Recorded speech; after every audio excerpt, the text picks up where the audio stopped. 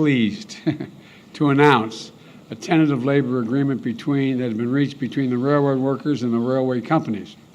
This agreement is a big win for America and for both, in my view.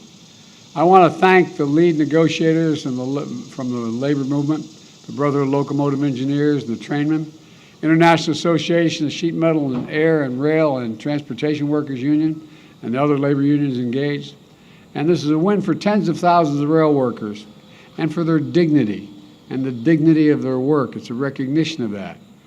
During these early, dark, uncertain days of the pandemic, they showed up so every American could keep going. They worked tirelessly through the pandemic to ensure that families and communities got the deliveries they needed during these difficult few years. And because of the labor agreement, those rail workers will get better pay, a 24% wage increase over the next 5 years, improved working conditions, peace of mind around their health care by capping the cost that workers will have to pay. And it's about the right to go to a doctor or stay healthy and to make sure you're able to have the care you can afford. It's all part of this agreement. They earned and deserve these benefits. And this is a great deal for both sides, in my view. The agreement is also a victory for railway companies.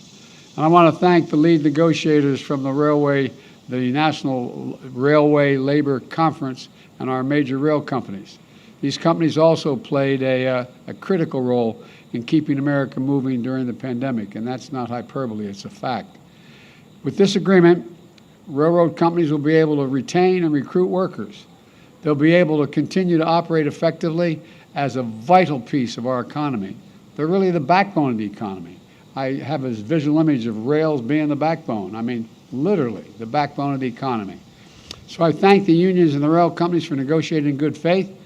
They've been up for 20 straight hours through that negotiation and for sticking with it, especially over the last few days. In fact, the negotiators here today, I don't think they've been to bed yet, so I don't want to keep this very long, and they're having to stand besides. Together, we reached an agreement, you reached an agreement that will keep our critical rail system working and avoid disruptions of our economy. And I'm grateful for the members of the administration who worked tirelessly on both sides to help get this done. I especially want to thank Labor Secretary Marty Walsh, a card-carrying union member and the first union labor secretary in decades, for his tireless round-the-clock work.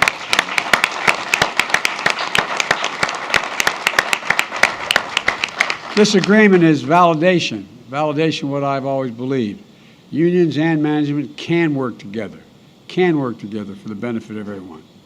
They're traveling now, a number of them up, but I want to thank Secretary of Transportation Pete Buttigieg and Agriculture Secretary Tom Vilsack, who were deeply involved, along with, I want to thank Deputy Labor Secretary Julie Sue, Director of the National Economic Council Brian Deese, and the Deputy National Director of Labor Celeste Drake for this commitment and hard work.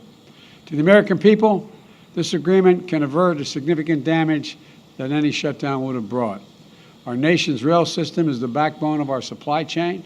Everything you rely on, and it's hard to realize this, from everything from clean water to food to gas to liquefied natural gas to everything, every good that you need seems to end up on a rail getting delivered to where it needs to go.